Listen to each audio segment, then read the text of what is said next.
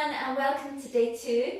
Today I'm going to be taking you through probably one of the most well-known yoga poses in the world. Even if you've never done yoga before, most of you will have heard of downward facing dog or down dog as it's commonly known.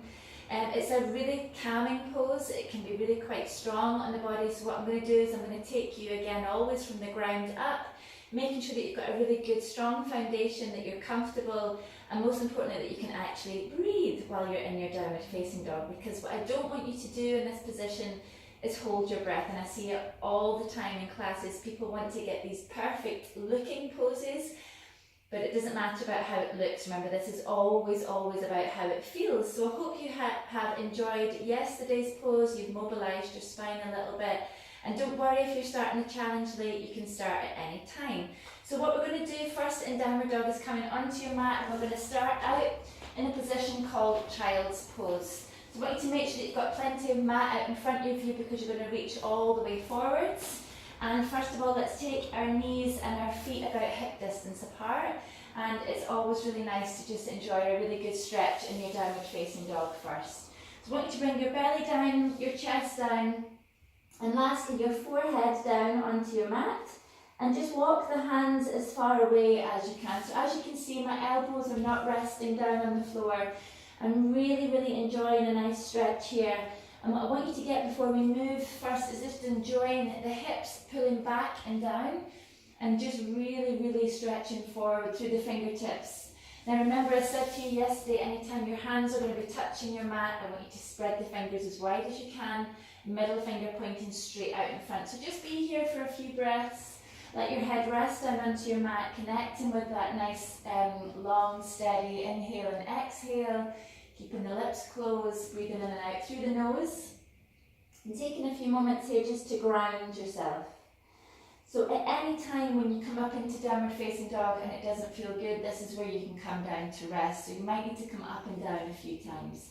But as I say, this is just to allow you to play about with it a little bit. So once you've spread the fingers and you're pressing down into all parts of the fingers, all 10 fingertips, come up onto the knees, and all we're going to do from here is just tuck the toes under. So I want you to make sure that all toes get tucked.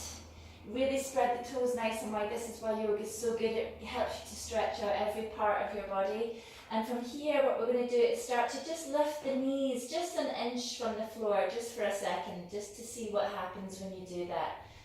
So once you start to lift your hips and your knees, you'll notice that you start to engage a part of your belly that probably doesn't get used very often.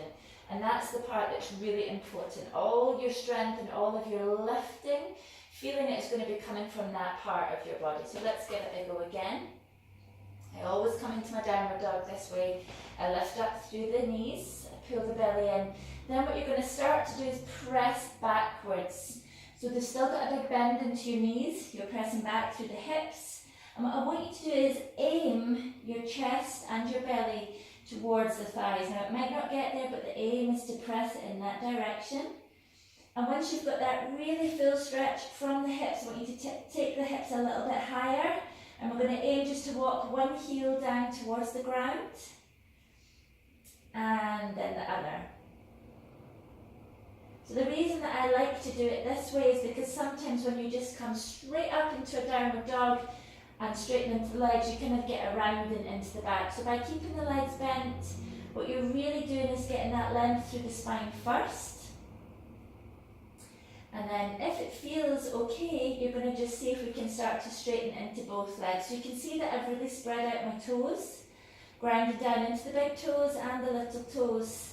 And we're aiming the heels towards the ground. Now they might not be anywhere near the ground. Again, it doesn't matter, but that's your aim. So you're pressing right down through the back of your heels. Your kneecaps are lifted, so your thighs are really engaged, and it's almost like you're pressing the back of the thighs towards the wall behind you. And your gazing point for this is your belly button. Again, so just like your cat pose. So you're going to tuck the chin in, looking right up towards your belly button, and once you're here, I want you to take a few breaths. See how it feels. So you can start to hear, because I'm talking at the same time, my breath's starting to get a little bit laboured. That's normal. Lucky you guys don't have to speak and do this at the same time. But once you're here, what I want you to do is just check that you're not kind of straining into the shoulders. You want to really keep the shoulders open, keeping the elbows nicely relaxed. You're not locking the elbows out. And also that you're not really kind of splaying out the rib cages. I want you to have your core muscles engaged. So you're pulling up through the belly, you're pulling up through the pelvic floor, the hips are lifting really nice and high, and you're just getting that really amazing stretch right through the whole back side of the body. And we're breathing, tucking the chin all the way in. Now when you're ready to come back down, you can come down back onto the knees, release the toes, and just enjoy a really nice stretch out in your downward facing dog, in your child's pose again. Give the fingers a little bit of a wiggle out if they need it. And of course, because your head has been underneath your heart for a few minutes, coming up very slowly. Now if you're new to yoga and you come in and you start to do poses like this where your head is underneath your heart, it's very normal to get a little bit lightheaded, to see a few stars. Totally normal. Your body's just not used to tipping itself upside down. But some of the benefits of tipping your body upside down is that all of your organs are going to get a fresh kind of flush of blood that makes energy, that makes everything work a wee bit better. And what I really like about inversions, tipping yourself upside down, is you also get lots of fresh blood to your face, which is like a facial. You know, it's like getting yourself a really good facial, gets everything moving, really good for your circulation, and just an amazing all-round pose to master and practice. So thank you guys so much. Please fire over any questions that you might have about your downward facing dog.